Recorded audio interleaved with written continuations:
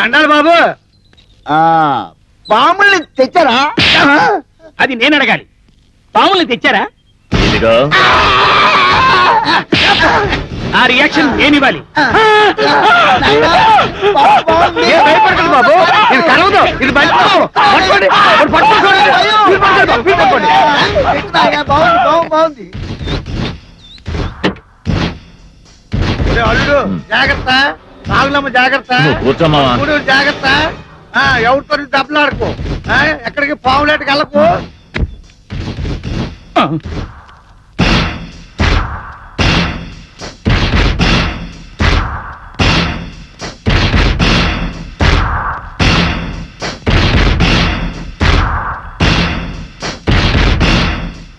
నాగులమ్మ, ఏంటి మావా, తాగడానికి డబ్బులు ఏమైనా కావాలా? చీచి దానికి కాదు, నిన్ను మాట అడగాలనుకుంటున్నాను. అడగచ్చా? అడుగు మావా, నాతో మాట్లాడడానికి. మరే మరే నేనంటే నీకు ఇష్టమేనా? నా మీద నీకు ప్రేమ ఉందా? ఎందుకు లేదు మావా, నువ్వంటే బోలెడంత ఇష్టం, బోలెడంత ప్రేమ. నిజంగానా నాగులమ్మ? ఇన్నాళ్ళు నీ మనసు ఏమిటో తెలుసుకోకుండా మొరటుగా నడుచుకున్నాను. నన్ను క్షమించు నాగులమ్మ. అవే మాటలు మావా, నీ గురించి నాకు తెలీదా ఏంటి? నాగులమ్మ, నీ మీద నేను పంచ ప్రాణాలు పెట్టుకుని బతుకుతున్నాను నాగులమ్మ. అవును, కానీ నన్ను పెళ్లి చేసుకుని మాత్రం చెప్పొద్దు. నీ కాళ్ళు పట్టుకుంటారు, చెప్పొద్దు. ఏమైంది నీకు?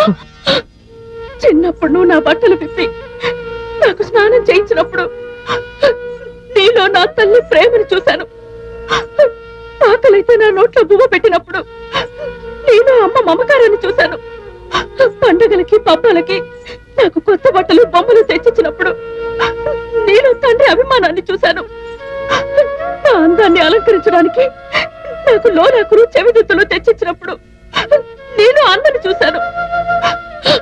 నీ మీద ఇంత పవిత్రమైన ప్రేమను పెంచుకున్న నేను నిన్ను నా భర్తగా ఎలా ఊహించుకోగలను? నిన్ననుకునే ప్రయోజనం లేదు. మీ ఆడజాతి అంతా మనసిచ్చిన వాడిని పిచ్చోళ్ళ మీ చుట్టూ తిప్పుకుంటారు. ఎక్కడో మనసిచ్చి ఆడి చుట్టూ పిచ్చోళ్ళ తిరుగుతారు. అప్పుడు మీకు మనసిచ్చిన వాడి గతి ఏమవుతుందో ఆలోచించరు. నిన్ను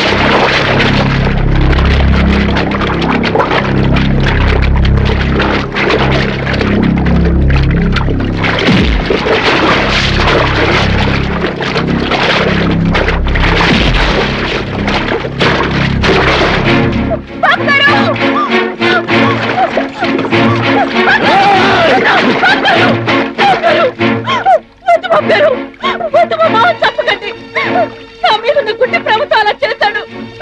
వద్దు బాబు గారు, మా మామని చంపకండి. వీరన్న, ఇప్పుడన్నా అర్థం చేసుకున్నా నాగులమ్మ మనసుని. నువ్వు ఆమె జీవితాన్ని సర్వనాశనం చేయాలనుకున్నా నిన్ను బ్రతికించింది. మళ్ళీ నాగులంపై ఇలాంటి తప్పుడు ప్రయత్నం చేసావో నీ చావు నా చేతుల్లోనే. గుర్తుంచుకో.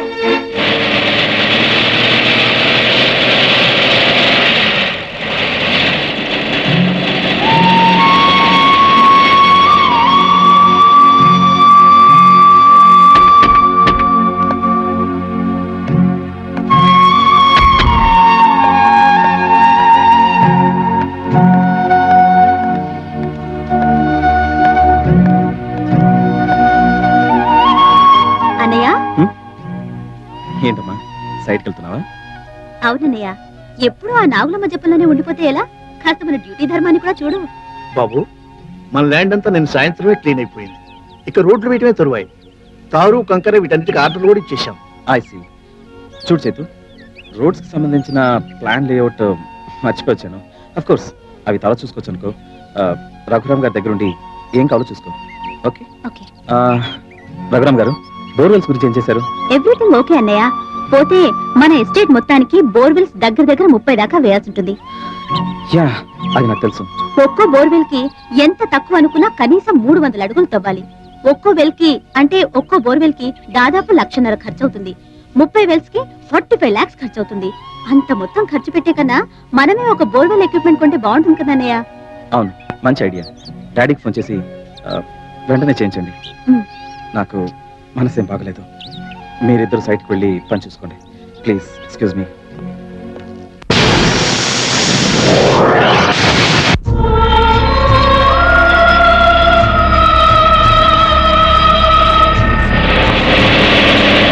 నాగులమ్మ, నాగులమ్మ!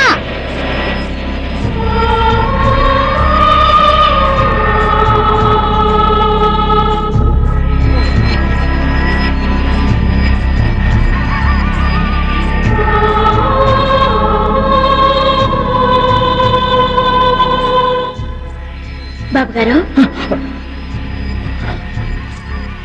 కోపంగా ఉన్నారా? లేదు, అయోమయంలో ఉన్నాను. ఎందుకు? ఎందుక? నువ్వు నువ్వు నువ్వు నిజమైన నాగులమేనా? నువ్వు నిజమైన నాగులమేనా? నువ్వు నువ్వు నిజమైన నాగులమేనా? ఎవరు నువ్వు? ఎవరు నువ్వు? నిజంగా మిమ్మల్ని ప్రేమిస్తున్న దాన్ని, ఎంతో కాలంగా మీ పొందు కోసం కాచుకునున్నదాన్ని, మీకోసం ఎవరినైనా ఎదిరించి మిమ్మల్నే పెళ్లి చేసుకోవాలన్న దృఢ నిశ్చయంతో ఉన్నదాన్ని. నిజమేనా? అవును బాబు గారు, ఏది ఏమైనా వచ్చే పౌర్ణమి రోజు మన కలయిక జరిగే తీరుతుంది. నా ఆశలన్నీ నెరవేర్చుకుంటాను. మీకు అయోమయ స్థితిని పోగొడతాను. ఆనాడు ఆనంద సాగరంలో మిమ్మల్ని ముంచేస్తాను. ఇదే నా నిర్ణయం.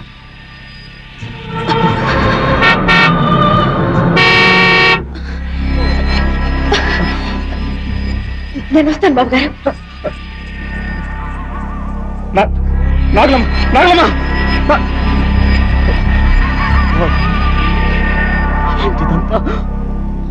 మీ అన్నయ్యకు మీకు మతిస్థిమితం లేకుండా పోవటానికి కారణం అతను ఈ జన్మలో మానవునిగా పుట్టటమే. మానవునిగా పుట్టడం అంటే మా అన్నయ్యకి దీనికి ముందే మరో జన్మ ఉందా స్వామి? అవునమ్మా, గత జన్మలో మీ అన్నయ్య ఒక పాము, ఈ జన్మలో నీకు సహోదరుడిగా జన్మించాడు. ప్రతి ప్రాణికి 7 జన్మలు ఉంటాయమ్మా.